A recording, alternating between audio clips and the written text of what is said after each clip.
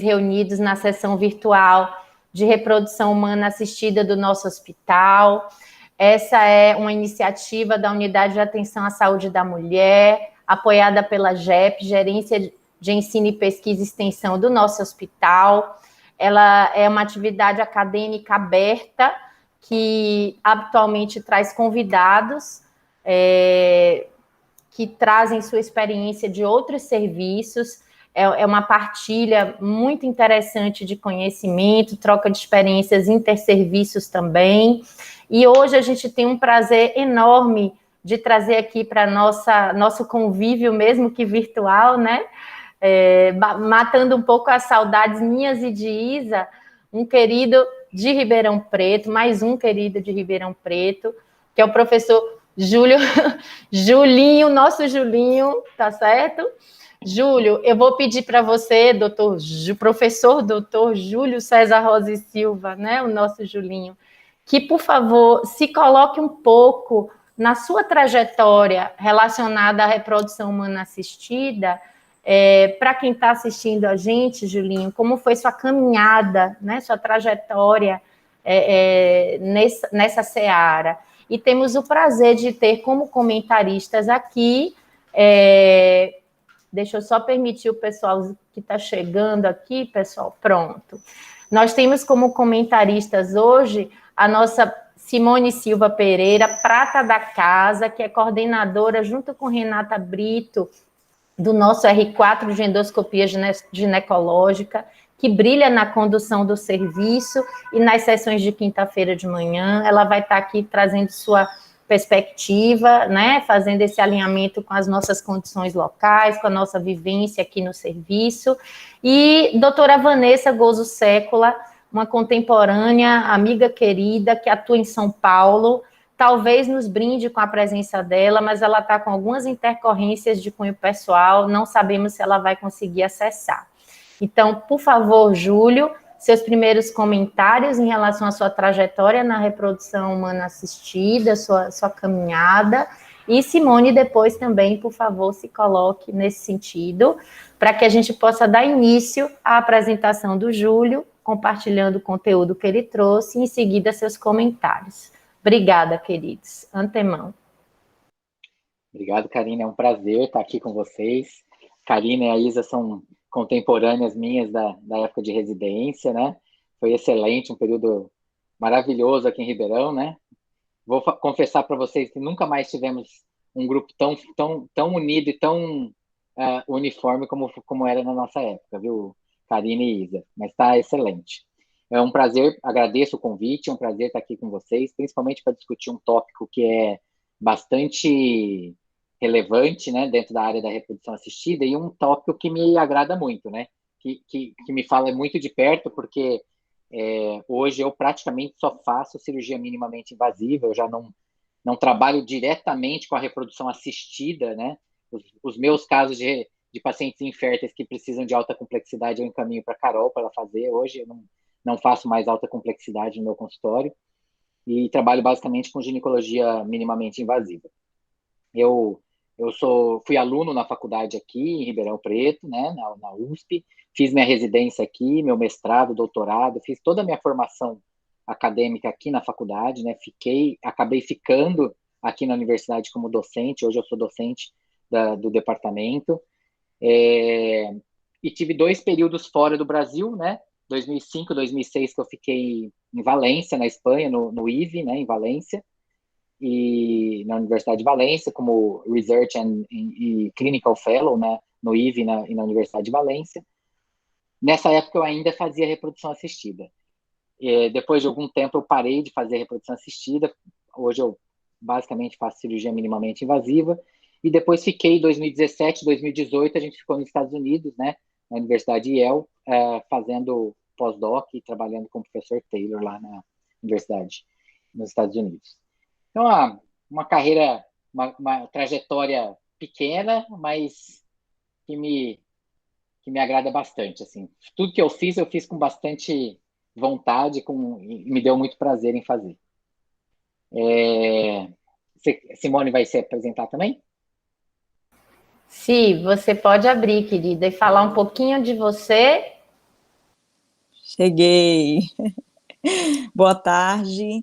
Então, eu trabalho aqui no Hospital das Clínicas desde 2018. O meu concurso foi especificamente para endoscopia ginecológica. Faço as cirurgias, né, de esteroscopia aqui do serviço, mas trabalho com a área de reprodução ainda, né?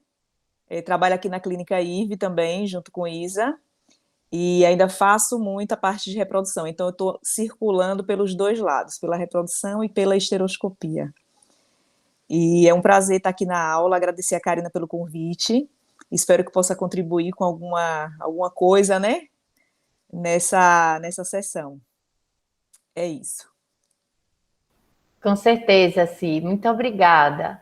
Julinho, palavra toda sua com o conteúdo que você trouxe para que a gente possa avançar no momento das discussões e perguntas. Desde já agradeço a vocês. Prazer é meu, Karina. Tá compartilhando já a tela? Já estamos vendo, sim. Então tá ótimo. Bom, então, boa tarde a todos. É um prazer estar aqui com vocês, principalmente para falar de um tema que é muito relevante para mim, né? Que é a cirurgia minimamente invasiva aplicada à reprodução humana, né? Eu vou falar hoje, basicamente, especificamente sobre histeroscopia na reprodução humana. A laparoscopia a gente pode deixar para segunda etapa, um segundo dia aí mais para frente, se tiver interesse. E hoje a gente vai focar na histeroscopia, né? Atualmente eu sou professor associado, chefe do Departamento de Ginecologia e Obstetrícia aqui da nossa faculdade. Sou diretor científico da SBE, presidente da CNE de Endometriose da FIBRASGO, Associate Visiting Professor na Yale School of Medicine e fui Research and Clinical Fellow no IVE Valência, em 2005, 2006, orientados pelo professor Pellicer. Bom, eu declaro que eu não tenho nenhum tipo de conflito de interesses, só recebo auxílio financeiro de institutos públicos de fomento à pesquisa, não tenho nenhum conflito de interesses no tema a ser abordado por essa aula. Então, a gente tem algumas questões que a gente precisa responder ao longo dessa apresentação. Então, a gente tem que ser capaz, ao final dessa apresentação, de responder a esses 6 quesitos que estão aqui, né? Vamos ver se a gente consegue, ao final dessa meia hora, 40 minutos de apresentação, responder a todos esses itens e se as respostas vão ser satisfatórias para a gente, para nos acalmar o ânimo de dúvidas que a gente tem com relação ao tema, né? Então, o primeiro tema é se a esteroscopia deve ser utilizada no rastreio antes de tentar engravidar de uma paciente, se ele deve ser utilizado como rastreio antes de uma técnica de reprodução assistida, mais especificamente, se a esteroscopia ela pode ser utilizada para detecção de uma obstrução tubária, por exemplo, evitando, assim, procedimentos mais invasivos e mais dolorosos para a paciente, e se os pólipos endometriais e os leiomiomas submucosos interferem na taxa de gestação e se interferem, se devem ser retirados ou não. E, no final, uma pequena abordagem sobre outras afecções, principalmente as sinecas uterinas, se elas têm, qual é o comprometimento na fertilidade. Então, esses são tópicos que nós vamos tentar abordar ao longo dessa apresentação. Só lembrando de uma maneira bem resumida, né, que fertilidade, a paciente fértil, né, após 12 ciclos de ciclos menstruais consecutivos, você tem uma taxa aí de 90%, 95% de sucesso de gravidez após esses 12 ciclos. E após 6 ciclos naturais, óbvio, nós estamos falando de ciclos naturais. E após 6 ciclos naturais, até 70% de gestação. Isso é o que é fertilidade normal. Isso é um conceito importante para a gente saber investigar na infertilidade. A propedêutica básica de investigação da infertilidade, ela vai desde a avaliação do fator masculino, do fator ovulatório e do fator tubário. A infertilidade, ela é influenciada tanto por fator masculino, quanto por fatores tuboperitoneais, como por fatores hormonais, fatores genéticos, fatores imunológicos, e o principal, que é o que nós vamos abordar hoje aqui, são os fatores canaliculares, né? Que são os que a gente pode abordar eventualmente no diagnóstico e no tratamento através da esteroscopia. Então, os fatores canaliculares, eles respondem aí em torno de 5 até 10% dos fatores de infertilidade. Então, aqui alguns exemplos, né? Malformações müllerianas, leiomiomas, pólipos endometriais, sinéquias uterinas, adenomiose, problemas de receptividade, endometrite, hiperplasias endometriais, estenoses de canal endocervical, cervicites, e assim vai sucessivamente, né? Por situações menos relevantes e menos comuns no nosso dia a dia. Mas elas respondem por 5 a 10% das causas de infertilidade, né? Para investigar fator canalicular, a gente tem várias opções diagnósticas na propedêutica. A gente pode lançar mão da ultrassonografia, né? A gente pode lançar mão da esterossalpingografia, da esterossonografia e, eventualmente, da esteroscopia. Num último momento, a esteroscopia pode ser lançada à mão nesse diagnóstico do fator canalicular, né? A ultrassonografia, óbvio, a gente tem aqui um exemplo, ela é o mais utilizado no nosso dia a dia, né? Na busca de anormalidades da cavidade endometrial, que possam eventualmente cursar como causa de infertilidade para as nossas pacientes, né? Aqui uma malformação mülleriana, um exemplo de uma malformação mülleriana que o ultrassom pode detectar claramente. Hoje, com ultrassom 3D, 4D, a gente consegue isso de uma maneira muito fidedigna, com uma altíssima acurácia na determinação dessas malformações müllerianas, né? A gente pode lançar mão da esterossalpingografia, como eu falei, né? Mostrando eventuais falhas de enchimento que podem significar a presença de alguma doença intracavitária e também de fator tubário, né? A gente pode lançar mão da esterossonografia, que mais recentemente tem sido muito utilizada na tentativa de evitar a esterossalpingografia na busca de eventuais doenças intracavitárias, né? Melhorando a especificidade do ultrassom, né? Fazendo a esterossonografia, e eventualmente também até a avaliação, aqui uma cavidade já cheia, repleta de líquido, né, demonstrando a presença da lesão, e eventualmente, podemos avaliar a permeabilidade tubária através da esterossonografia com contrastes específicos que podem ser utilizados, sonográficos específicos. E a esteroscopia, num último momento, que é o exame mais específico que nós temos para investigação da cavidade endometrial, ele é considerado hoje o padrão ouro na avaliação de qualquer doença intracavitária, né? Quando a gente analisa de uma maneira geral, e ele pode ser utilizado na avaliação do fator canalicular de uma maneira muito específica. A esteroscopia, ela é utilizada para visibilização da cavidade uterina, incluindo o canal endocervical e ósteos tubários, né? É uma técnica muito útil no diagnóstico e tratamento de diversas condições intrauterinas, né?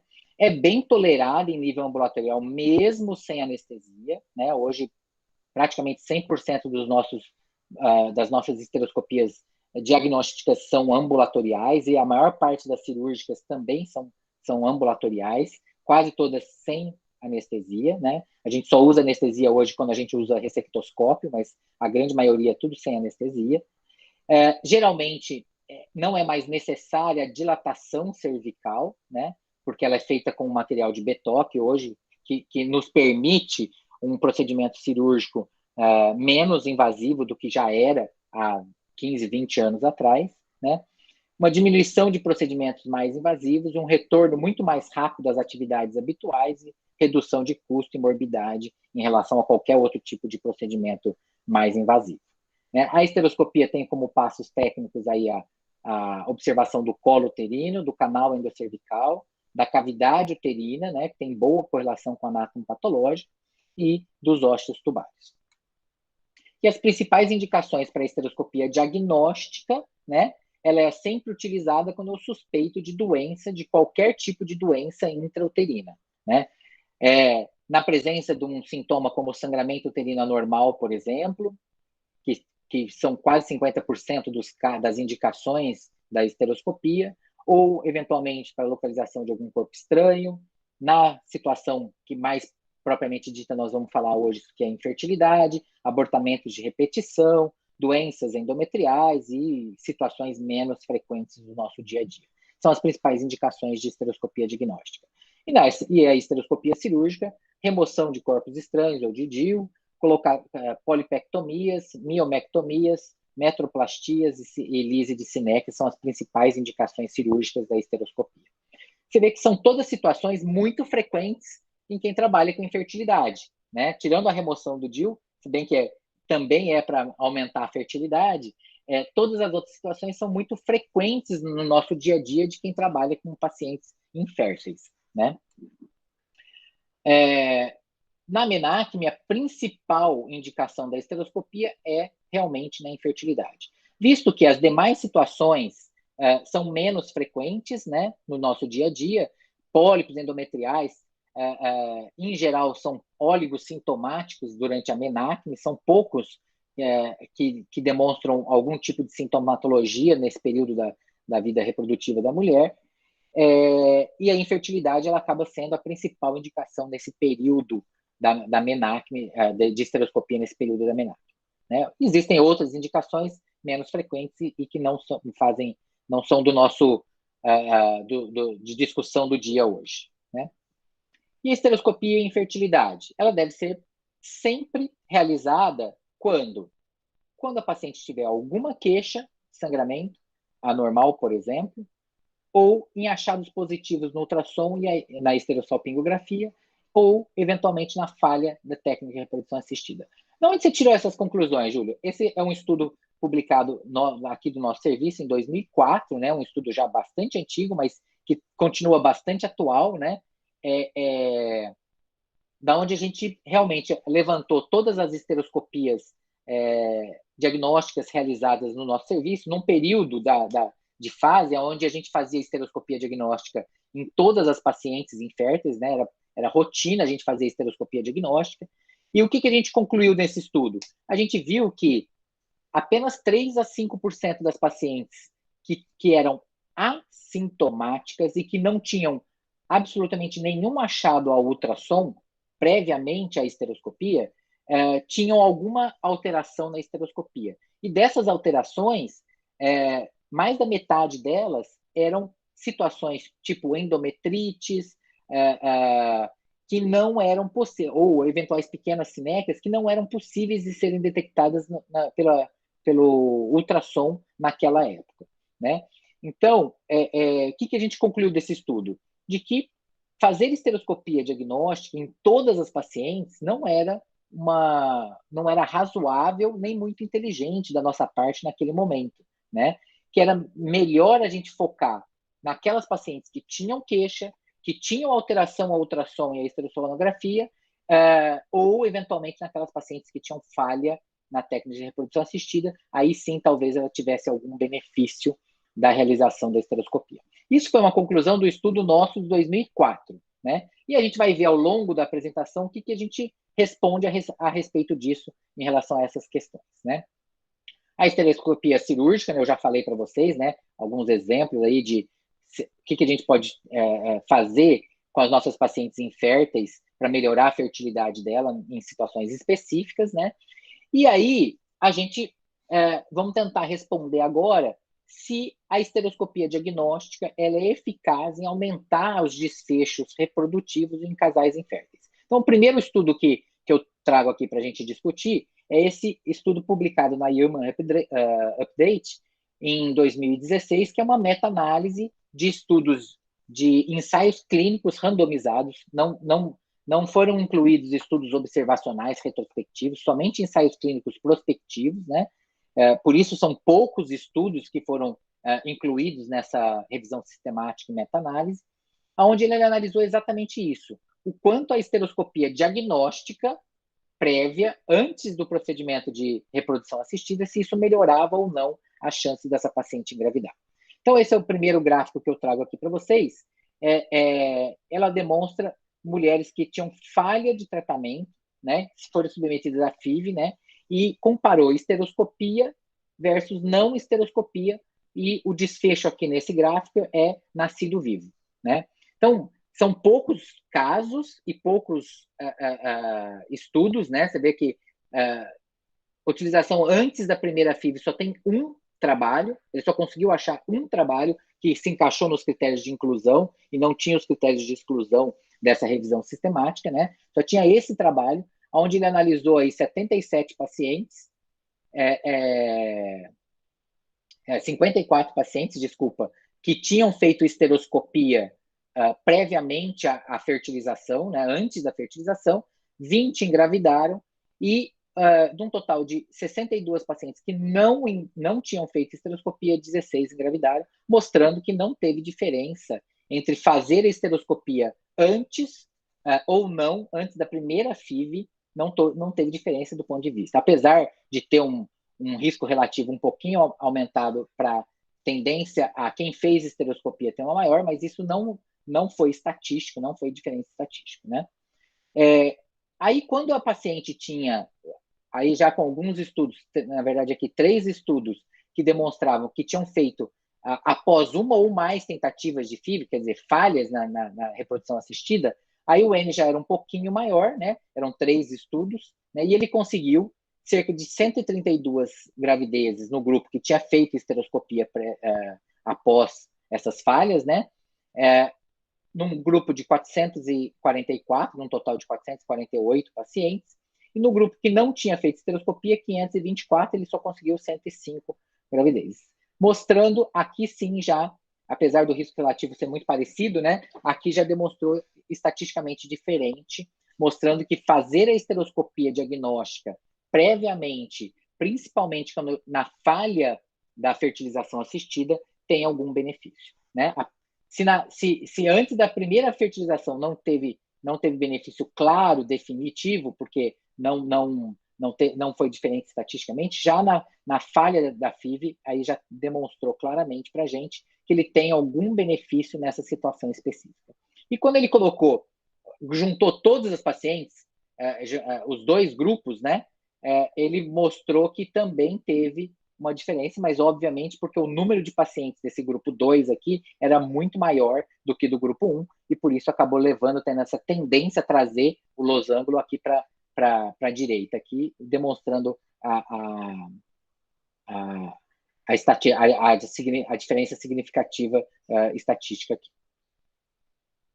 Aqui nessa tabela a gente vai ver taxa de gravidez clínica, não taxa de bebê. Lá lembra que era taxa de nascido vivo, né? Aqui é taxa de gravidez clínica, né? E o que ele demonstrou? Eu não vou ficar mostrando os números, não, porque eu acho que a gente vai perder muito tempo, mas ele demonstrou que, para gravidez, fazer esteroscopia tinha algum benefício em relação a não fazer a esteroscopia. Antes da primeira FIV, né, antes de ter feito qualquer tipo de tratamento de fertilização assistida, e quando na falha do tratamento também tinha benefício, e quando juntou os 2 grupos também tinha benefício, né, em termos de taxa de gestação. Antes não tinha em bebê, nesse primeiro grupo, de taxa de nascido vivo, mas a taxa de gestação clínica tinha diferença, nitidamente tinha diferença. E aqui a taxa de gestação quando as pacientes tinham mioma ou pólipo endometrial, também demonstrando benefício quando essas duas doenças eram diagnosticadas e tratadas cirurgicamente, demonstrando um amplo benefício para a intervenção diagnóstica cirúrgica pela esteroscopia, comparado com simplesmente fazer o diagnóstico e não tratar cirurgicamente nem o pólipo, nem o leimioma nas pacientes. Mas observem que o N desses grupos são muito pequenos, né? E a conclusão dessa meta-análise, né, aqui mostrando taxa de perda gestacional, né, mostrando que também não teve diferença em termos de perda gestacional, qual que é a conclusão desse estudo? A conclusão deles foi de que os ensaios clínicos são de baixa qualidade científica, metodológica, né? Tinham muito viés de inclusão e viés de análise, e que são muito poucos estudos.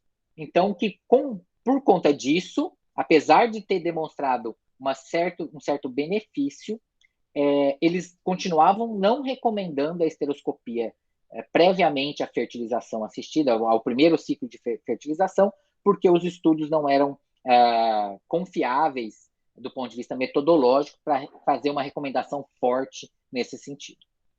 E aí, mais recentemente, o ano passado, foi publicado uma revisão sistemática na Cochrane, que foi basicamente, fez a mesma pergunta, né? Agora, 4, 5 anos depois, vamos ver o que eles acharam nessa revisão sistemática, nessa meta-análise publicada o ano passado, que foi encabeçada pelo professor Ben Moll, da Austrália, pelo Thomas, da Bélgica. São pessoas muito criteriosas do ponto de vista científico, né? Então, o primeiro achado deles, aqui é um screening, usando a esteroscopia como um screening antes de qualquer tipo de procedimento, né, em pacientes subférteis. Na verdade, esse primeiro gráfico mostra pacientes subférteis, não eram pacientes candidatas já a um ciclo de reprodução assistida, né, e ele analisou como desfecho taxa de nascido vivo, né. E o que ele demonstrou aqui? Ele demonstrou claramente que as pacientes que eram submetidas à esteroscopia prévia, né, nessa subfertilidade, não iam fazer fertilização depois, né, elas tinham um franco benefício em relação àquelas que não eram submetidas à esteroscopia, né, nitidamente, né, com um risco relativo de 4,3. Aqui nesse gráfico, ele demonstra também a análise de quem fez esteroscopia prévia com quem não fez esteroscopia prévia, em mulheres já que iam ser submetidas, estava indicado fertilização assistida para essas pacientes, diferente da paciente anterior, que eram pacientes subférteis. Mas lembro que são sempre muito poucos estudos, e estudos com baixo número de pacientes com uma casuística pequena dentro de cada um desses estudos. Então, aquele grupo de pacientes que, sem seleção nenhuma, né, que não tinham nenhum tipo de seleção, que era um único estudo, demonstrou um risco relativo de 23% maior de taxa de gestação em quem fez esteroscopia prévia, mas sem diferença estatística entre os dois grupos.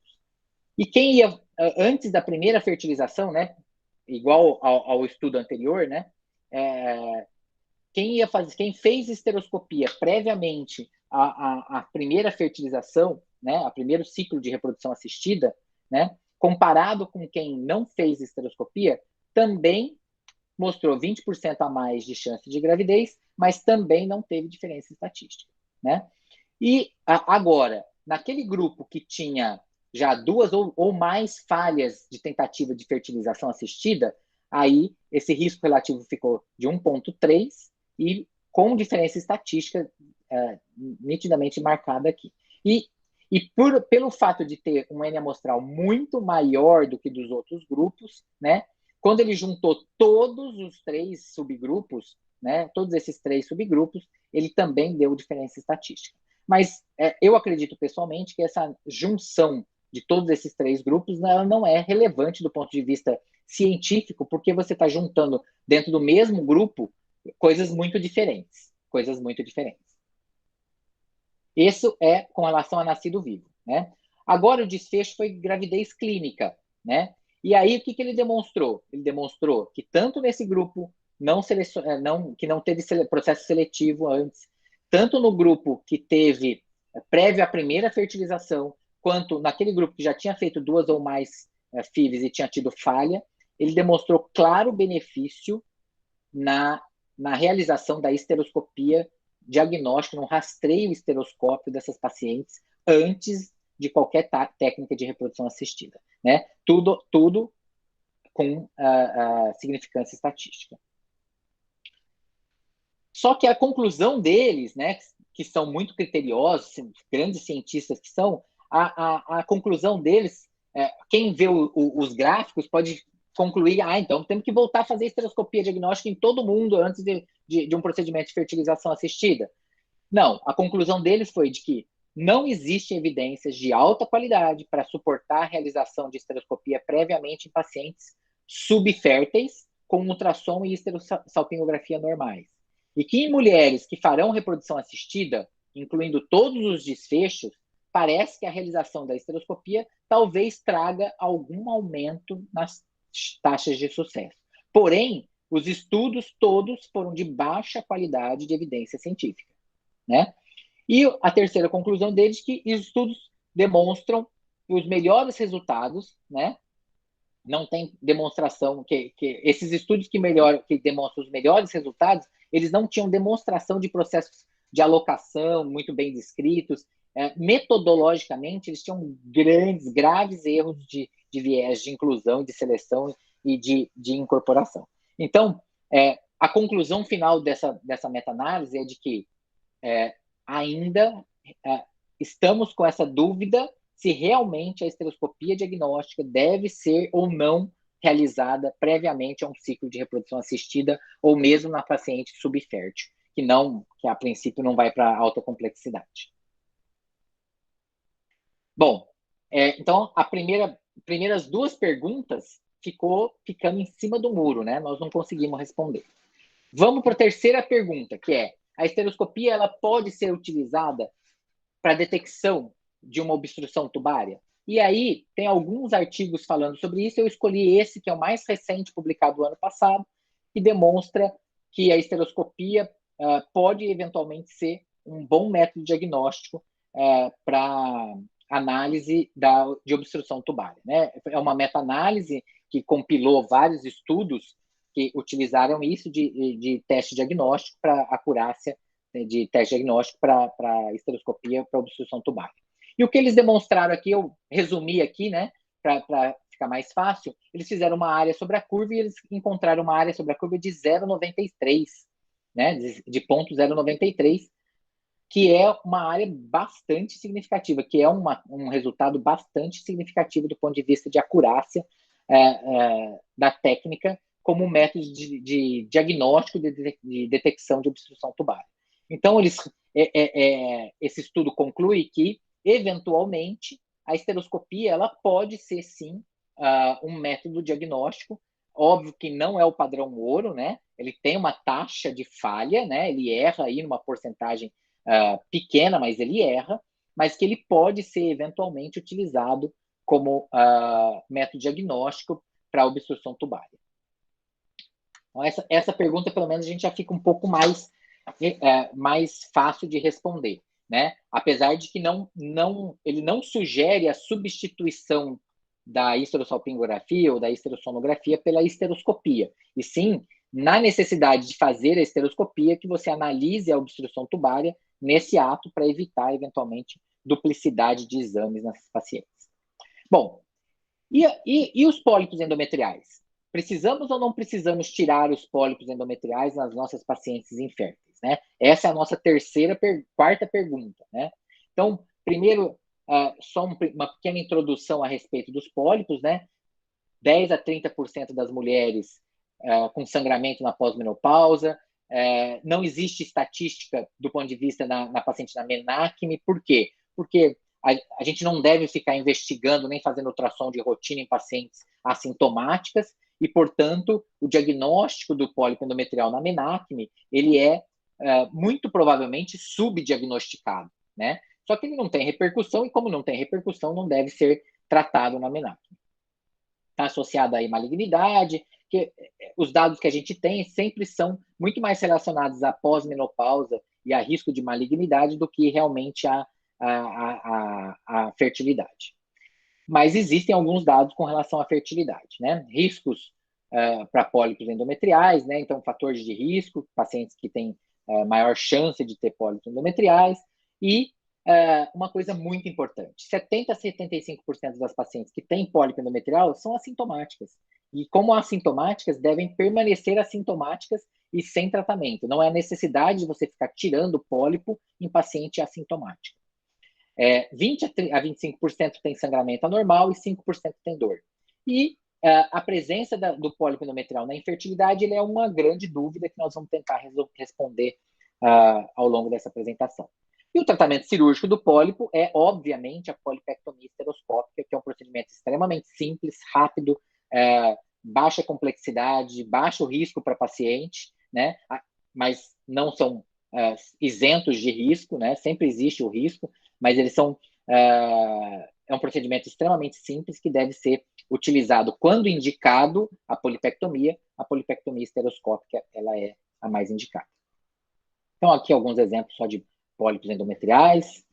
E a gente não pode esquecer que os pólipos endometriais podem ter, a polipectomia, a esteroscopia cirúrgica para polipectomia pode ter complicações, né? São baixas, na mão de gente experiente, de profissional experiente, a chance dessas complicações são pequenas, mas elas existem, e todos nós que fazemos esteroscopia já tivemos algumas dessas situações aqui, se não todas. Eu, por exemplo, já tive perfuração uterina, já tive intoxicação hídrica, já tive laceração de colo, hemorragia, que o paciente chegou chocada, já tive complicações anestésicas, que o paciente parou em sala e infartou na sala, já tive complicações pós-operatórias, disseminação de adenocarcinoma pós-operatório, pós-esteroscopia, complicações como sinéquia, todas essas complicações eu pessoalmente já tive, e imagino que quem trabalha com esteroscopia já teve uma boa parte dessas complicações. Então, não podemos esquecer que, apesar de ser um procedimento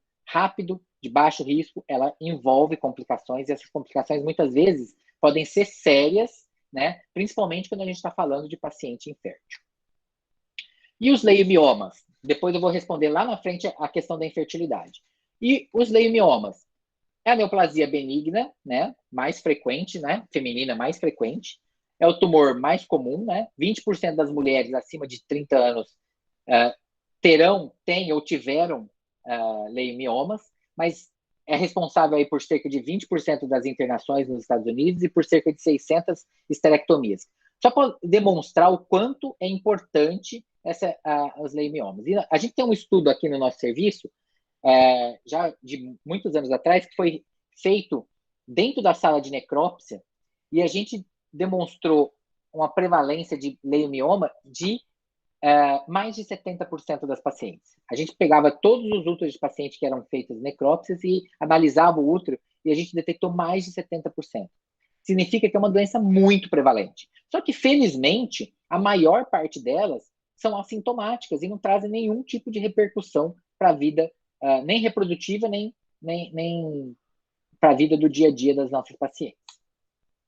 Então, eles são classificados aí em corporal, cervical, misto, dependendo da região, subserosos, intramurais, submucosos. Hoje a gente tem classificação da FIGO, que ele é mais detalhada do que essa, né? Classifica nas classes. Mas o que é importante para a gente? Para a gente é importante os leiomiomas submucosos, né? Que esses sim estão muito relacionados à infertilidade e são aqueles que podem ser eventualmente tratados por esteroscopia e que pode talvez trazer algum benefício do ponto de vista de fertilidade para essa paciente, né? Então, o quadro clínico ele vai desde paciente assintomático até a infertilidade, né? E qual a relação do leiomioma com a infertilidade? Essa é uma meta-análise publicada em 2009, né, pela professora Elizabeth Pritz, que eles refizeram essa meta-análise em 2013 e 2018, e por incrível que pareça, a conclusão das 3 meta-análises é exatamente a mesma. E por mais incrível que pareça, quase nenhum artigo foi incorporado nessas meta-análises, repetidas em 2013 e 2018, porque não tivemos trabalhos publicados nesse período para incorporação nessas meta-análises. Então, essa meta-análise, o que ela traz para a gente? Ela traz que o risco relativo de pacientes com leiomioma, de uma maneira geral, né, todas as localizações, né, dos leiomiomas, que elas têm um risco relativo um pouco rebaixado, principalmente do ponto de vista de taxa de gestação e taxa de implantação, né, um pouco menores do que aquelas pacientes que não têm, comparadas com aquelas pacientes que não têm leiomioma, levando em consideração todas as localizações. Também taxa de aborto um pouquinho maior em relação a quem não tem leiomioma. Quando ela foca nos leimiomas submucosos, aí esse risco relativo cai bruscamente, né, para cerca de 30% do relativo em pacientes que têm leiomioma, em comparação com quem não tem leiomioma submucoso, especificamente de leiomioma submucoso. Então, taxa de gestação clínica, taxa de implantação, taxa de bebê em casa, taxa de abortamento espontâneo, tudo significativamente maior, ou, no caso de aborto, maior do que na paciente que tem leiomioma em relação àquela paciente que não tem leiomioma submucoso. E quando ela pega o leiomioma intramural, ela também observa esse risco relativo um pouquinho comprometido, mas não tanto quanto aquelas pacientes que têm o leiomioma submucoso. Então, conclusão deles nessa meta-análise é de que leiomioma interfere na fertilidade, de uma maneira geral, mas principalmente o leiomioma submucoso. O leiomioma intramural influencia, mas não muito, né? Não muito, mas o principal componente é o leiomioma submucoso.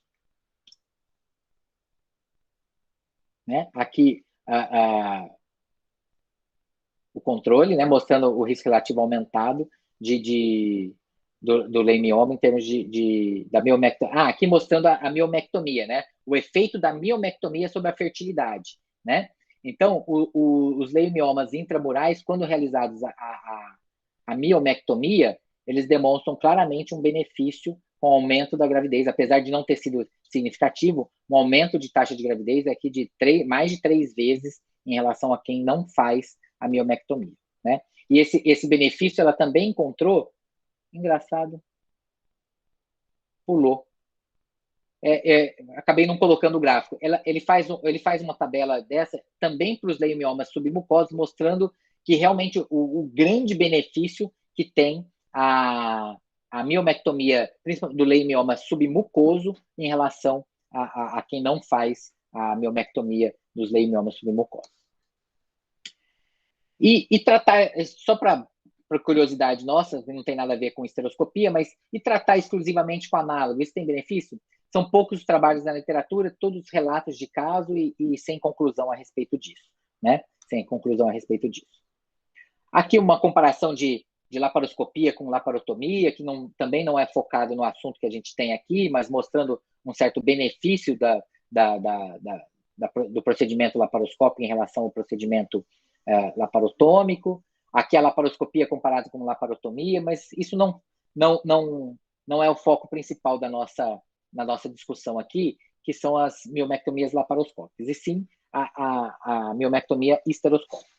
E aqui esse estudo mostrando a comparação entre usar o análogo de NRH antes da cirurgia para o leimioma, se tem benefícios antes, durante e após a cirurgia. É uma meta-análise já de algum tempo, publicada em 2002, mas que não mudou muito nos últimos estudos que tem demonstrado para a gente, né?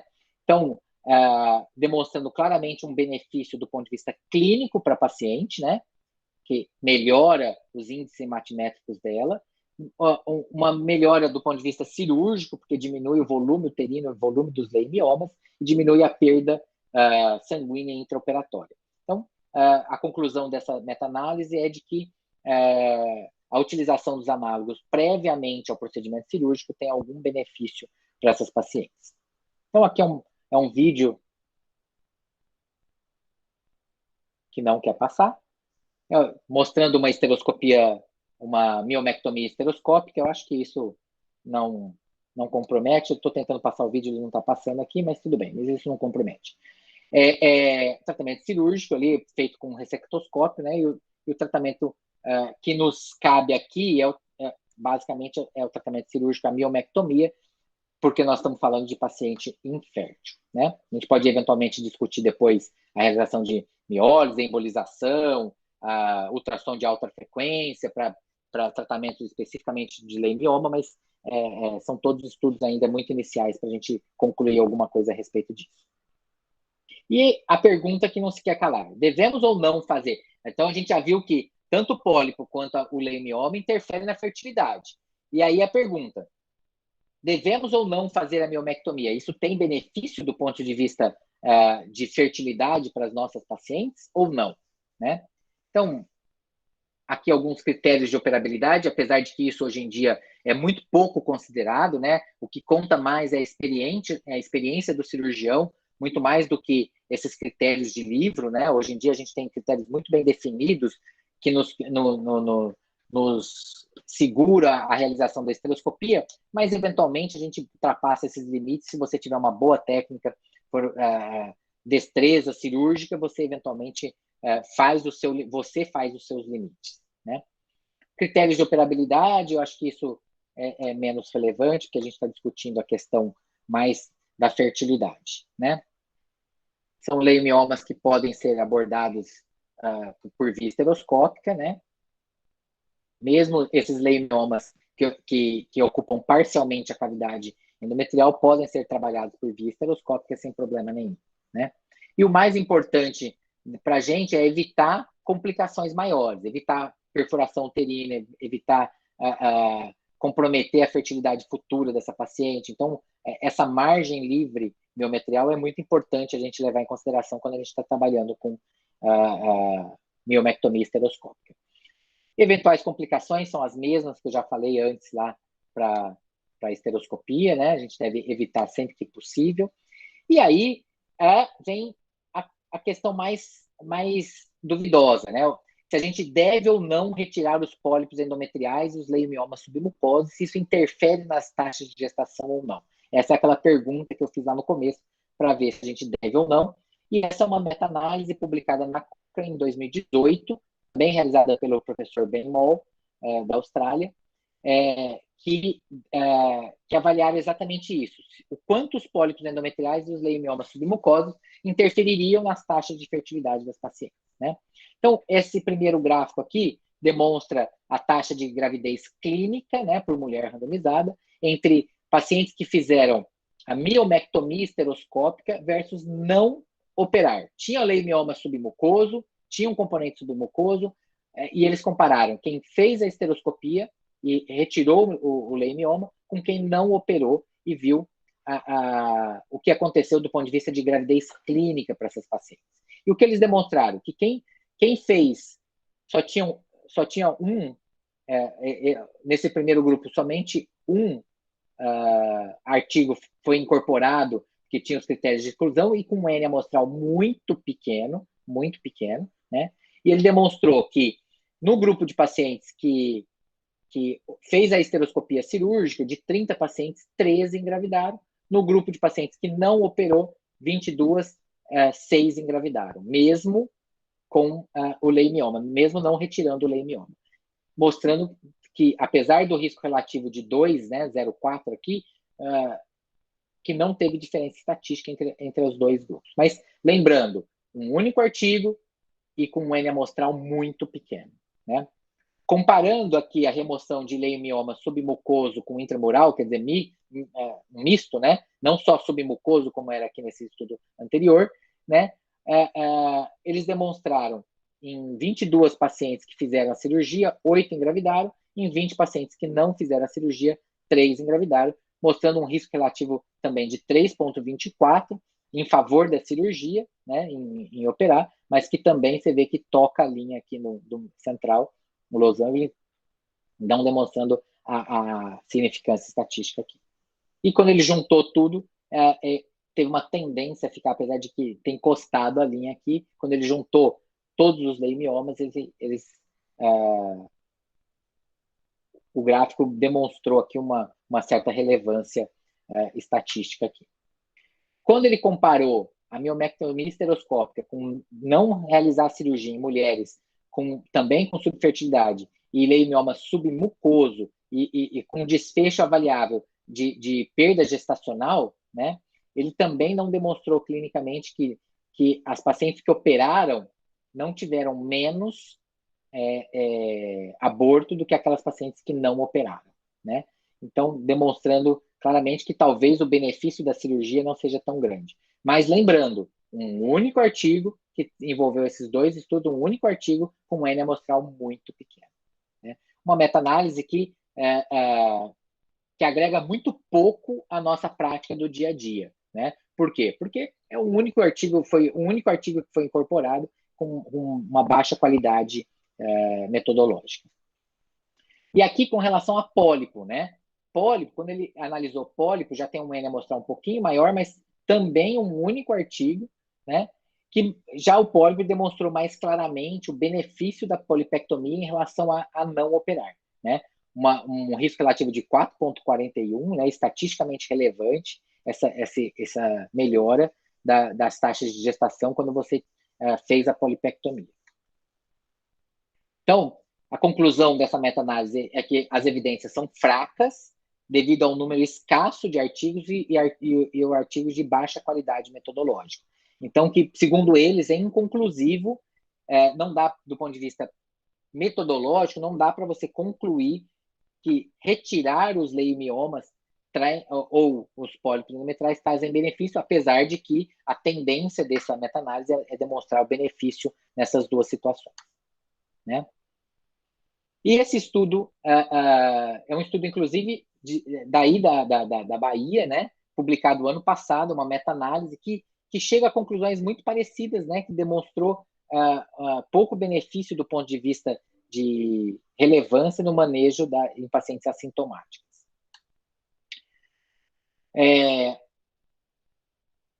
Essa revisão sistemática publicada também em 2017, né? Polipectomia prévia ao tratamento de infertilidade, ele fez uma análise de custo-efetividade, né? Ele fez uma análise de custo-efetividade. E ele concluiu, nesse estudo, que é custo-efetivo, sim, você tirar os pólipos endometriais. Por quê? Porque quando você não tira o pólipo, você tem taxas de insucesso na fertilização maiores, tem que repetir o tratamento cirúrgico, né? E o tratamento da fertilização, e isso acaba encarecendo o tratamento. Então, esse trabalho conclui que fazer a polipectomia prévia a um tratamento de infertilidade é, sim, custo-efetivo, é mais custo-efetivo do que você não tirar o pólipo e ter uma taxa maior de insucesso na fertilização. Então, que ele recomendaria, do ponto de vista custo-efetivo, a realização da polipectomia. Estou terminando já, e que é o último tópico, que seriam as outras anormalidades, principalmente a síndrome de Asherman, né? Essa é uma revisão sistemática publicada o ano passado também na RBM Online, mostrando o papel da esteroscopia de uma maneira geral na síndrome de Asherman, né? E a conclusão desse estudo é de que que o tratamento cirúrgico, apesar de trazer algum benefício, esse benefício é muito pequeno. As taxas de sucesso no tratamento cirúrgico esteroscópico para a síndrome de Asherman é muito baixa, e que novas tentativas de tratamento estão sendo idealizadas, né? Esse é um estudo, também uma revisão publicada o ano passado pelo grupo do IVE de Valência, né? E demonstrando que outras técnicas de bioengenharia, principalmente, estão sendo utilizadas, principalmente utilizando células-tronco, na busca de algum tratamento para essas pacientes com síndrome de Asherman ou com endométrio fino na avaliação do ciclo de reprodução assistida dessas pacientes. E um ponto importante que eu acho que vale a pena também discutir é, quando eu faço o tratamento cirúrgico principalmente para uma miomectomia, mas também para uma polipectomia esteroscópica, talvez valha a pena a realização 20, 30 dias depois do procedimento esteroscópico, a realização de um second look, na busca de uma investigação por eventuais aderências intrauterinas que podem ficar, que não são pequenas, né? Esse estudo demonstrou aí taxas de 10 até 25% de sinéquias, quando a gente trabalha tanto com leiomioma, com pólipo, quanto exército de sinéquias, né? A lise de sinéquias, a presença de novas aderências intrauterinas, chegando aí até 25% dos casos, 27% dos casos. Então, ele recomendaria, e a gente faz aqui no nosso serviço, esse second look esteroscópico, toda vez quando uma paciente é infértil e vai para uma miomectomia esteroscópica, ou um grande pólipo endometrial, a gente acaba fazendo uma esteroscopia diagnóstica 20 a 30 dias depois, se tiver alguma sinéquia, já fazer a lise de sinéquias ali no ato, precocemente, para evitar que ela se torne aderências mais densas e mais difíceis de serem removidas. Então, minhas mensagens finais aqui, acabei passando bastante do tempo, né? Minhas mensagens finais respondendo aquelas perguntas iniciais. Então, deve ser utilizada como rastreio antes de tentar engravidar? Provavelmente não, mas não temos dados ainda muito conclusivos. Deve ser utilizado como rastreio antes de técnicas de reprodução assistida? Ainda incerto, apesar de mostrar uma tendência, da meta-análise mostrar uma tendência a um benefício, ainda, pelas deficiências metodológicas dos trabalhos, ainda é incerto. A esteroscopia pode ser utilizada para detecção de obstrução tubária? Talvez, mas não é o padrão ouro. Os pólipos endometriais interferem na gestação? Sim, provavelmente sim. Os leiomiomas também interferem na gestação. E a exérese dessas lesões, ainda, apesar de incerto pela baixa qualidade dos artigos publicados, provavelmente a exérese dessas lesões traga algum benefício do ponto de vista de fertilidade para essas pacientes. E outras afecções também podem comprometer a fertilidade? Sim, claro, a síndrome de Ashman com certeza, as sinéquias uterinas com certeza, e a lise e a exérese ainda é um grande desafio para nós que trabalhamos com infertilidade, com cirurgia minimamente invasiva, ainda é um grande desafio trabalhar com essas sinéquias mais densas e mais extensas dentro da cavidade uterina. É isso, estou à disposição para discussão e para pergunta. Se alguém quiser. Maravilha, Julinho. Que passeio, hein, meu amigo? Que passeio que você Passei trouxe muito para a longe, Karina. gente. É que o tempo Não, foi Desculpa perfeito. pelo horário. Você, tranquilo. A gente vai abrir aqui para os comentários de Simone, que eu tenho certeza que pode agregar bastante aqui nesses nossos dilemas que você trouxe. A gente teve uma discussão, né, recente, bem interessante sobre o impacto da esteroscopia frente às miomectomias, nessa clientela infértil, na nossa população infértil. Conversamos também no último simpósio da Sojiba com a Mariana, eu vou falhar agora o sobrenome dessa colega de São Paulo, muito feliz a aula dela, relacionada à questão de polipectomia e mulher infértil. Então, eu acho que a gente pode enriquecer um pouco esses primeiros questionamentos que o Julinho trouxe. Mas eu queria só fazer uns comentários, Júlio, muito breves e pontuais, antes da gente começar com si. Essa questão da obstrução tubária, isso sempre foi um pouco incômodo para mim, te confesso. Em termos de você soltar num laudo endoscópico de esteroscopia, se existe uma obstrução tubária ou não, eu vi que você trouxe ali um trabalhinho com uma curva ROC até interessante, um ponto de corte interessante, mas eu ainda sou muito adepta ao diagnóstico definitivo da esterossalpingografia. A gente até discutiu numa sessão anterior, né, sobre esse diagnóstico. Queria só que você comentasse pontualmente esse aspecto, antes de passar a palavra para a Simone, que aí a gente detalharia mais mioma, pólipo e sinéquia, que é muito mais uma rotina nossa. Por favor. Karina, eu também não gosto muito de fechar esse diagnóstico, né? Essa meta-análise que eles fizeram ano passado, que eles publicaram ano passado, eles analisaram poucos artigos, tá? São 6 artigos que eles analisaram nessa meta-análise, que demonstrou uma curva ROC significativa, né? 93% de acurácia não é insignificante, né? O que a gente observa na prática? Normalmente, o que a gente observa quando você faz a cromotubagem, quando você faz a esteroscopia com gás, é a passagem de bolha pelas hostes tubários, né? Isso é um sinal indireto de permeabilidade tubária, tá? Ou, eventualmente, quando você injeta algum líquido e você faz ultrassom depois e você consegue detectar a presença de líquido dentro da cavidade. Você faz ultrassom antes, faz esteroscopia com líquido, a pressão, se a trompa estiver aberta, vai passar pelo ósseo tubário, pelas trompas, e vai cair, você faz o ultrassom depois e detecta a presença do líquido na cavidade. Mas isso são todos sinais indiretos. Eu, pessoalmente, não gosto de fechar esse diagnóstico, porque o falso positivo e o falso negativo, para mim, é alto, tá? Eles demonstraram uma curva ROC alta, mas o meu achar não é tão alto, não é tão significativo assim, tá?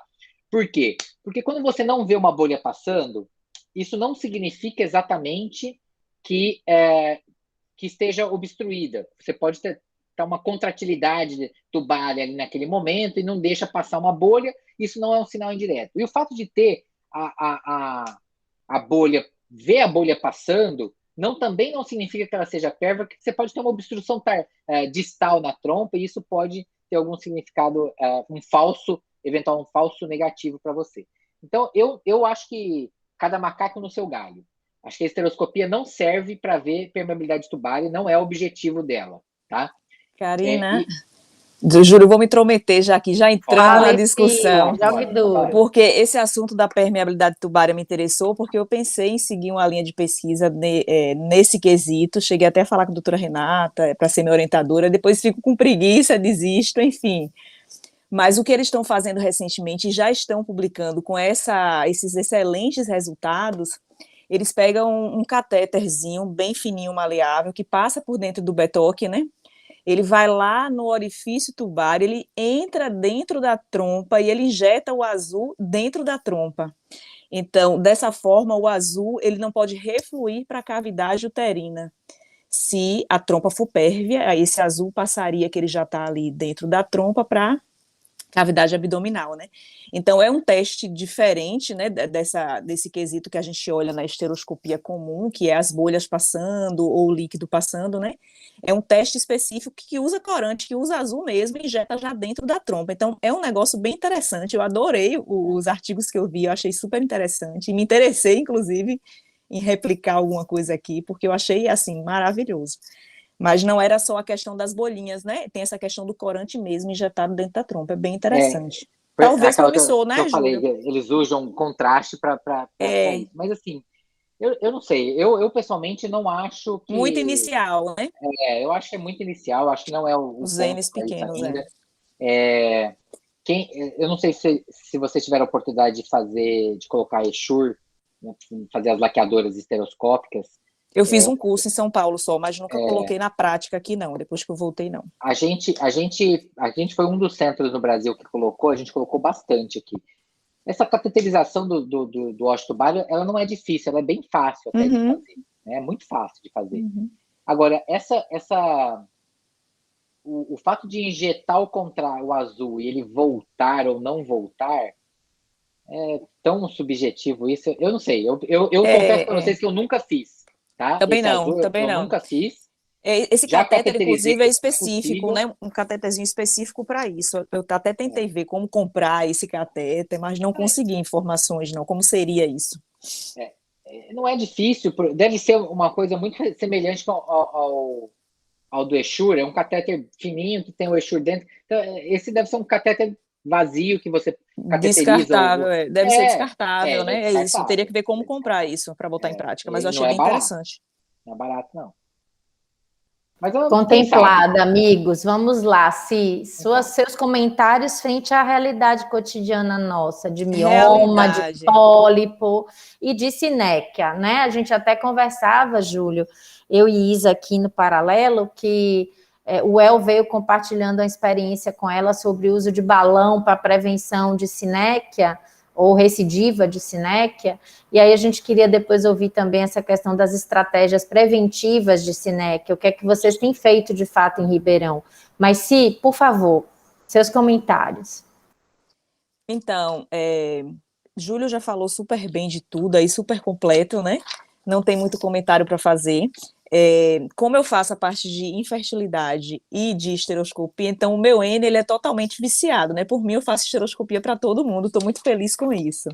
Mas saindo do meu N viciado, indo para a literatura mesmo, né? Que é o que importa, o que é que a gente tem na literatura, como ele bem falou, essa questão que eu acho que é bem crucial, antes de qualquer tratamento de fertilidade, antes da primeira FIV, por exemplo, né? Que a gente não faria esteroscopia de rotina, apesar dos trabalhos mostrarem ali que tem uma tendência de talvez a mulher engravidar mais depois que faz, né? E aí me vem aquele questionamento, por que essa mulher que faz a esteroscopia engravida mais, tem essa tendência de engravidar mais? Assim, eu imaginaria que ela funciona parecido com a esterossalpingografia, né? Quantas vezes a gente ouve, doutora, fiz o exame da trompa e no outro mês fiquei grávida, depois do exame da trompa. Então, talvez a esteroscopia funcionasse dessa forma, né, de pressão intrauterina elevada, o soro passa por ali e desfaz qualquer obstrução mínima de trompa e aquela mulher teria uma tendência maior de engravidar, né? Me veio essa questão na cabeça, mas a gente sabe que não é para fazer de rotina. Mas aí vem aquela questão, aquela paciente que já fez a FIV, ela teve falha de FIV, você transferiu, ela não está engravidando, essa paciente, ela te cobra uma resposta, ela quer ter uma resposta para aquilo, né? E a gente vê que a literatura, ela não é clara em faça esteroscopia nessa mulher com falha de FIV. Inclusive, falha de implantação, né? Recentemente, a gente discutiu um artigo aqui no IVE, foi uma revisão sistemática agora de janeiro de 2021, relativamente nova, né? Que era uma revisão justamente sobre isso. O que é que tem de comprovação que é eficaz para essa paciente que teve falha de implantação. E aí essa revisão pegava tudo, pegava desde o PRP, esteroscopia, né, análise genética, PGTA, pegava tudo. E a esteroscopia, para essa revisão, que é bem recente, ela não era indicada, mesmo para paciente com falha de FIV, ela sai lá como não indicada. Então foi uma coisa assim que me surpreende muito, porque se essa paciente, além dela te cobrar uma resposta, ela queria uma resposta, você ter essa tendência de querer fazer esteroscopia, se você pegar isoladamente só a endometrite crônica, não é uma coisa rara, né? A endometrite crônica, os trabalhos mostram, 15% das pacientes inférteis que vão para a FIV vão ter endometrite crônica, e até 42% das pacientes com falha de implantação podem ter endometrite crônica. Então, como é com uma prevalência tão alta de até 42% de endometrite crônica, que é uma causa que a gente sabe que leva, né, à falha de implantação, eu não vou investigar. Então, realmente, para mim, é uma coisa que eu não entendo bem. Eu não entendo bem isso, né? Mas o que está no trabalho é que não é obrigatório a gente fazer, né, uma esteroscopia para uma paciente mesmo com falha de implantação. Então, isso é um assunto que ainda me incomoda um pouco, né? Se vocês tiverem alguma experiência diferente da minha com relação a isso, né, eu não consigo entender bem, Júlio e Karina, como é que funciona isso, como é que eu pego uma paciente com falha de implantação, que só endometrite, estou nem falando das outras coisas, né, vou falar só de endometrite, pode chegar a 42% nesse subgrupo específico de paciente, eu não vou indicar esteroscopia, né, eu não concordo muito bem com isso na minha prática, né, mas se vocês tiverem alguma coisa a acrescentar de endometrite... A gente faz aqui, Simone, nas falhas de tentativa, quando tem 2 ou mais falhas de FIV, a gente, sem uma causa explicada, né, para essa falha, Isso. né, assim, bom embrião, transferência tranquila, tudo certo, não engravidou, a gente faz a esteroscopia nessas pacientes e colhe a biópsia de endométrio dessas pacientes, faz análise. Então, ótimo, eu fico mais tranquila. A gente faz. Não, a gente faz. E essa meta-análise publicada na Cochrane, do pessoal lá da Austrália, né, do Benmol, ela demonstra claramente o benefício da esteroscopia nesse grupo específico de falha de implantação, né? Então, nesse grupo específico, a esteroscopia, nessa meta-análise da Cochrane, teve benefício. Essa de 2021, eu não sei, eu não vi. Eu não sei. Então, estamos pensando da mesma forma, estou feliz. Não, então. acho que não tem dúvida. Julinho, vocês têm tido acesso a essa análise imunohistoquímica relacionada ao CD138? Vocês estão valorizando isso? Hoje existe uma discussão muito grande em relação à célula NK, sanguínea, endometrial, ponto de corte. A gente sabe que não tem evidência forte para nada disso ainda, mas qual a visão que vocês têm enquanto serviço na instituição? Na prática do dia a dia, a gente não faz nada disso, tá? A gente não tem feito esteroscopia de rotina nas pacientes, a gente só faz esteroscopia quando tem achado ultrassonográfico ou queixa, achou um pólipo, a gente faz e tira, tá? A nossa rotina aqui na prática, agora vamos falar da nossa prática, né?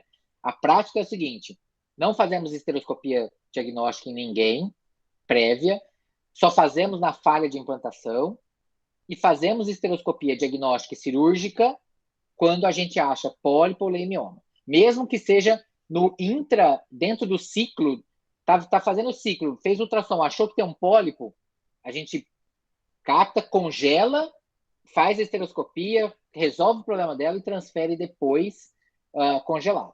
Tá? Qualquer tamanho, né, Julinha, inclusive, que tem tido uma tendência atual de não valorizar os pólipos até um determinado tamanho. Os pequenininhos, até porque a maior parte deles nem é pólipo, né? Às vezes é uma dobra de endométrio, tem um trabalho mostrando... Isso. A chance é muito grande de não ser um pólipo, né? Quando são muito pequenos, né? Mas pólipo endometrial no ultrassom, quando você pega uma pessoa com boa experiência, ele tem um feixe vascular muito típico, a vascularização ali é muito, muito diferente do endométrio, da vascularização de endométrio, simplesmente endométrio proliferado, né?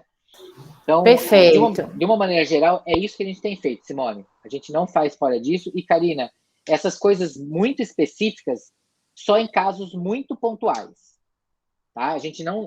Então, imunistoquímica, marcação de receptor de estrogênio, de progesterona no endométrio, casos muito pontuais, específicos, que não respondem muito bem, ou falha de implantação de muito, assim, sem nenhuma outra justificativa. Mas, assim, de rotina não faz nada disso. Perfeito. Eu queria perguntar se Simone tem algo mais a comentar, senão eu queria que você falasse a experiência de vocês na prevenção de sinéquia, que eu também comentei. Vocês usam estrogênio, não usam estrogênio? Põe o DIU, não põe o DIU? A nossa polêmica, né, de sempre, vamos lá. Tivemos uma a sessão história do recente, balão, né? Polêmica. Júlia, ela quer te jogar no esparro, viu? Ela tá querendo. Tô vendo. É o seguinte. Não, amigos, é só para a gente trocar mesmo essa ideia com quem já faz muito em grande volume como Ribeirão, tá? Karina, é o seguinte, a gente eu já passei por várias fases das sinéquias, né? Que põe DIU, não põe DIU, tira DIU, não põe DIU. Então, e é cíclico isso, né? Teve uma fase que te punha DIU, depois não põe mais DIU, aí passou, não faz muito tempo, apareceram alguns trabalhos mostrando que o DIU tem eficiência, tem eficácia, sim. Agora já está aparecendo outros que não tem. Então, assim, eu pessoalmente acho que não é necessário o DIU. O que a gente usa aqui é altíssimas doses de estrogênio, isso a gente usa, tá? O balão tem alguns trabalhos, eu não tenho experiência, a gente não usa balão aqui, tá? A gente não usa, mas tem trabalhos mostrando segurança, porque o grande problema do balão é o risco de eventualmente uma infecção, porque o balão fica lá e depois fica uma porta aberta para infecção. Tem trabalhos mostrando segurança do ponto de vista de usar o balão, mas do ponto de vista de eficácia na prevenção de sinéquia, eu não tenho experiência porque a gente não faz. DIU a gente já pôs muito e eu acho que é desnecessário, tá? Mas é a experiência pessoal minha, tá? A gente não põe DIU, a gente usa altas doses de estrogênio, é o que a gente faz quando a gente faz lise de sinéquia, tá? O que eu tenho lido muito recentemente, até a Carol está até com uma linha de pesquisa dela aqui, transplante de células-tronco, tá? Endometrial para paciente com endométrio fino ou com sinéquia, tá? Isso já existe alguma coisa, a gente está com estudos experimentais animais agora, mas já esse ano saiu publicado um artigo de poucos casos, mas que usou células-tronco em humano já. Eu me lembro de uma revisão que eu fiz com a Simone Machado. Na época, a gente tinha uma pretensão em começar a fazer alguma coisa no São Rafael, quando ainda era da equipe, que o professor Hugh Taylor, dos Estados Unidos, que hoje está lá na SRM, né? E o Simon também, do grupo do IVE, quando ele ainda era do IVE, Carlos Simon, publicaram muita coisa nessa linha das células-tronco. Acho que a Carol deve estar com esses papers. Então, é uma promessa, né? Principalmente naqueles casos pesados, de sinéquia densa, que você não tem mesmo o que fazer, realmente. O resultado é muito ruim. É uma ideia. O professor Taylor foi meu chefe nos Estados Unidos. Exato, eu li os papers dele, que máximo. E o Carlos Simon foi meu chefe no IVE quando eu fiquei lá em Valência. Pois então você estava entre os grandes, é isso aí, por isso que eu te trouxe para cá, para a gente ouvir. Bom, eu queria pedir para a Isa abrir um pouquinho agora aqui a imagem dela, para a Isa também fazer alguns comentários e abrir para a turma já perguntar para os meninos que quiserem aqui fazer uma rodada de perguntas para os ouvintes.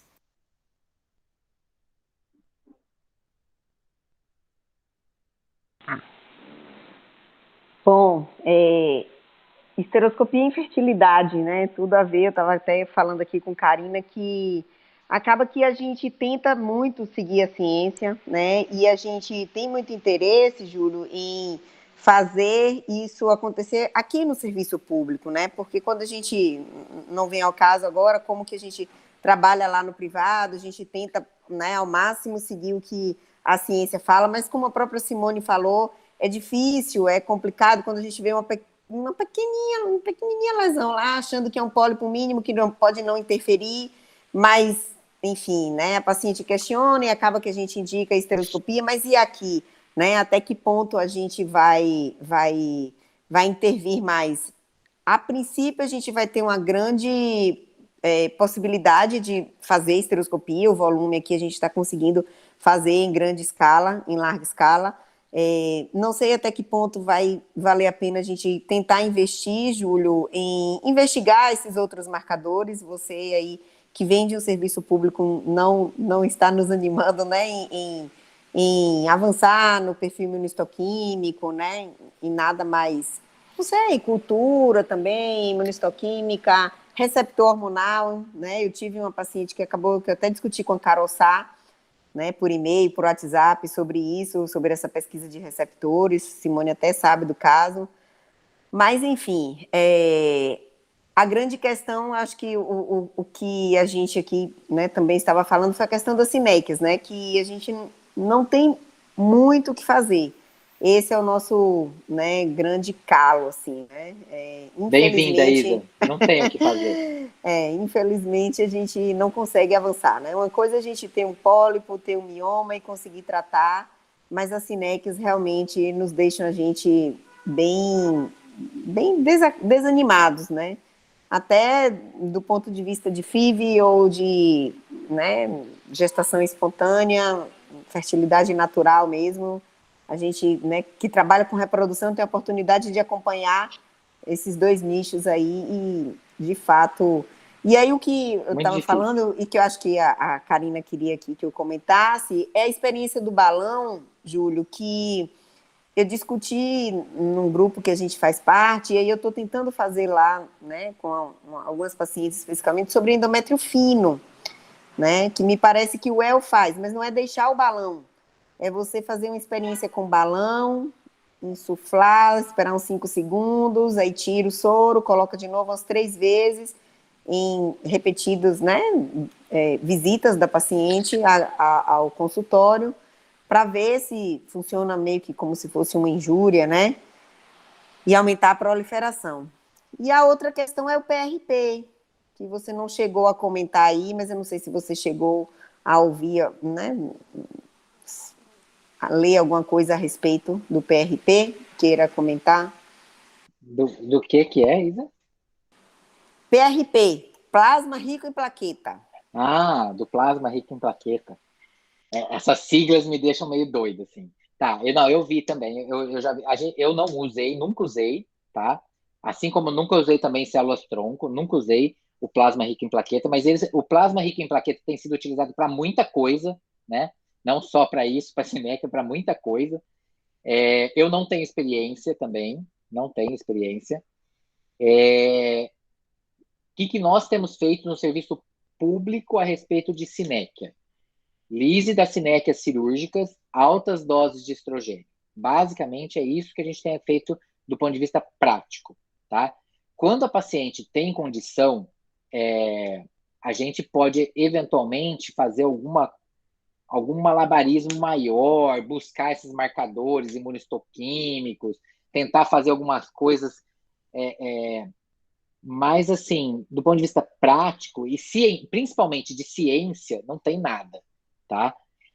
Tem uma revisão, eu até citei aqui uma revisão do pessoal lá do IV de Valência, que eles publicaram o que existe de atual para endométrio fino e para cinéquia uterina recentemente, né? Então eles citam células-tronco, citam o plasma rico em plaqueta, citam vários mecanismos de coisa aí que pode ser feita, até o balão, eles citam o balão também, mas assim, o que tem de ciência conclusiva? Eu pessoalmente não achei nenhum trabalho que seja conclusivo a respeito disso, tá?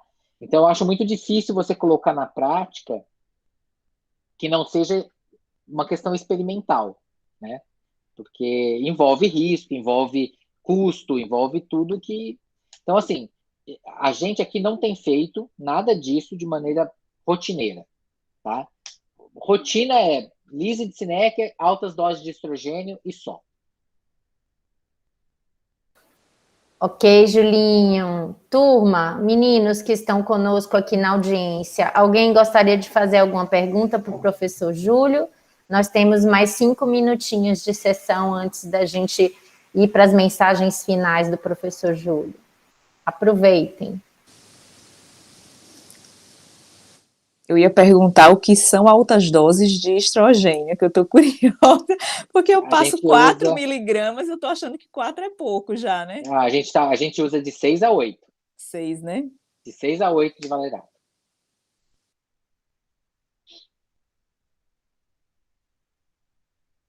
A gente teve uma aula recente. Tem alguém para falar, eu acho. A gente teve uma aula recente de Sinequias, de Asherman e prevenção de Sinequias, e revisamos tudo isso, né? De balão, de DIU, do ácido hialurônico, que também está super na moda, né, Júlio? E realmente tudo evidência. O ácido eu já usei, Simone. Nunca usei também, mas tudo com evidência fraca. Né? É um gel de ácido hialurônico. Eu ganhei umas amostras, na verdade, tá? Eu ganhei umas amostras do laboratório e eu utilizei, tá?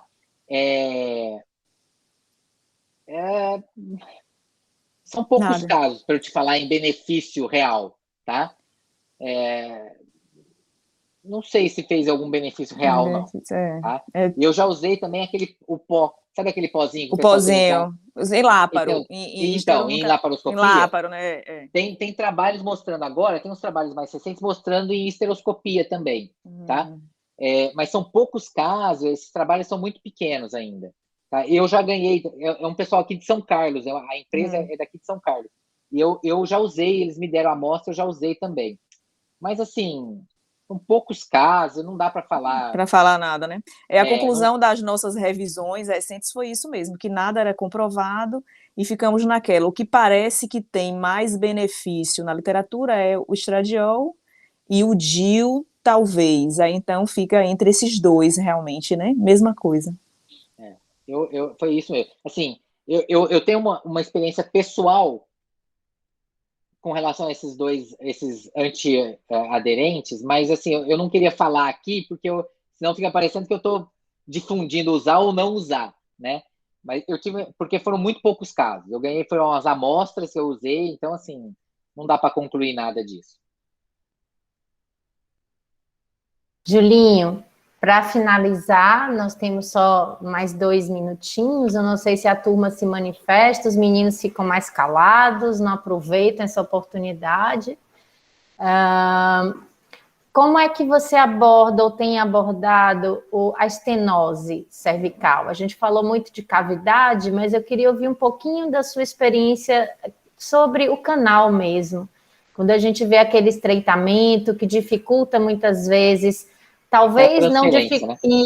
Isso, talvez não dificulte tanto a ascensão espermática, mas pode dificultar a passagem de um catéter para transferência de um embriãozinho oportuna. Então, sua experiência nisso, nessas correções. Isso eu devia ter falado, eu esqueci de falar sobre esse tema, né? Essas estenoses, elas são pena no sapato, uma pedra no sapato da gente, né? Elas realmente complicam a vida, às vezes, do infertileuta que vai fazer a transferência. Às vezes tem que usar um catéter difícil porque não consegue, aquela coisa. E é possível corrigir isso, viu? A Simone, que faz as suas estereoscopias aí, é muito possível. Com a Betoc, você consegue abrir o canal endocervical com tesourinha, com pinça, você consegue um pouquinho de trabalho, mas você consegue abrir o canal endocervical dessas pacientes. A gente tem feito alguns procedimentos cirúrgicos para abertura de canal nessa situação e o resultado é bom. Você tem usado o Hook nos pontos cardinais? Você tem feito aquele esquema? Não. Você acha complicado? Tudo mecânico. Só mecânico. A gente não usa eletrocirurgia. Nesses casos, Karina, a gente não usa eletrocirurgia, só usa mecânico, só tesourinha para cortar e não usa, tenta evitar ao máximo usar. Em paciente infértil, a gente já tenta usar o mínimo possível de eletrocirurgia, tá? Isso é uma tendência que eu também devia ter falado. Isso é uma tendência muito forte de quando você indica polipectomia, miomectomia, se não forem grandes pólipos, grandes miomas, se for possível ressecar com cirurgia mecânica, só com tesoura e pinça e graxa, é melhor, tá? Evitar eletrocirurgia nessas pacientes. A gente tem evitado muito, feito muito procedimento com betoque e minimamente, mais minimamente invasiva do que a estereoscopia é, evitando a utilização do ressectoscópio nessas pacientes. Ok. Uma pena a gente estar com o tempo exíguo, mas a gente quer te convidar para estar conosco, se você puder, que eu sei que você é super ocupado. Semana que vem, quem vai estar conosco é o Guilherme, que também foi egresso de Ribeirão. Ele vai falar um pouquinho sobre cirurgias tubárias, vai mexer um pouco mais na parte laparoscópica para a gente. E, assim, é uma pena não termos um tempo um pouquinho maior para poder você também falar de estimocele e outras coisinhas que têm se aproximado mais da reprodução junto com a endoscopia, né? A gente até teve uma discussão bem profícua sobre estimocele recentemente. Então, eu quero te agradecer, Júlio, mais uma vez pela sua predisposição. Foi ótimo o passeio que você trouxe para a gente da experiência de Ribeirão e da literatura mais robusta, né? O que a gente tem para se basear na decisão compartilhada com os pacientes e na melhor evidência para a nossa boa prática. Muito obrigada mais uma vez. Um beijo em todos, um beijo muito saudoso. Isa, se quiser dar um tchau também, né? Transmitir aí esse carinho para o pessoal de Ribeirão, que tanto nos acrescenta sempre. Obrigada, viu, Júlio, por tudo, por hoje, pela amizade, por essa contribuição. Tá? Prazer demais, viu? Te ter aqui Obrigadíssimo conosco. pelo convite, foi um prazer estar aqui com vocês, rever você, Karina, Isa e todos aqui, foi excelente, acho que a discussão é muito boa, é um tema ainda muito controverso. Parece simples, né? Estereoscopia e infertilidade. A hora que você fala isso, você fala assim, isso já está batido já, mas não está batido. Você vê que até pouco tempo atrás a gente falava, não, estereoscopia e diagnóstico e infertilidade, nem pensar, né? Inacreditável. E você vê que tem 2 meta-análises recentes realizadas por pessoas muito boas e publicadas em revistas de alto padrão que ainda questionam se não seria indicado fazer estereoscopia diagnóstica em todas as pacientes inférteis. Então, isso não é um tema fechado ainda. Eu acredito que nos próximos anos ainda a gente vai ter publicação que talvez mostre alguma luz no fim do túnel para a gente, para um lado ou para o outro, mas ainda vamos mudar. E foi um prazer, e manda o link da semana que vem, Karina, eu não vou te prometer, mas se eu tiver um tempinho eu entro para escutar o Moraes falando. Adoraríamos, vamos mandar sim. Ponte estabelecida aí, viu, Simone? Jogue duro. Obrigada, quando Júlia. Um beijo, gente. Muito obrigada. Obrigada. Boa noite a todos. Obrigado, Beijo, gente. boa noite.